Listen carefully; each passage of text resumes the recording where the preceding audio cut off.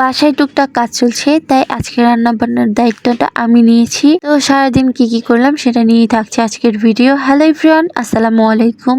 সকালের নাস্তাটা করেছিলাম পরোটা দিয়ে, তারপর চলে যাই দুপুরে রান্না করতে। আজকে রান্না করব মাছ, তাই আমি লবণ দিয়ে সুন্দর করে মাছটা ধুয়ে নিলাম। আর আজকে মাছটা আমি ভেজে রান্না করব, তাই সুন্দর করে মশলা দিয়ে মাখিয়ে নিলাম। মাছ রান্না করব আজকে আলু আর কাঁচা পেঁপে দিয়ে, এগুলো আমি আগে থেকেই কেটে রেখেছিলাম। আর আজকে আমার ভিডিওটাকে কোথা থেকে দেখছেন অবশ্যই কিন্তু কমেন্ট করে জানাবেন। মাছের সাথে কিন্তু আজকে ডিমও রান্না করব। যাই হোক, অফ ক্যামেরায় আমি রান্নাটা কমপ্লিট করে নিই। এই তো আমার মাছ রান্নাও হয়ে গেছে, ডিম রান্নাও হয়ে গেছে। রান্নাটা কেমন হয়েছে কমেন্ট করে জানাবেন। তো বিকেল বেলা আব্বু আমাদের জন্য দুধ কিনে নিয়ে আসে। এখানে 15 কেজি দুধ ছিল, সাথে কিছু সবজিও কিনে নিয়ে আসে। সবজিগুলো আমি ব্যাগ থেকে বের করে নিচ্ছিলাম। বাসার কাছেই বাজার হওয়ার কারণে যখন যেটা প্রয়োজন হয় সেটা খুব সহজেই আনতে পারি। মানে বেগুন, টমেটো, পটল, শসা সবকিছুই ছিল, এগুলো বের করে নিলাম। সাথে একটা ছোট সাবান আর মিষ্টি কুমড়া এনেছিল।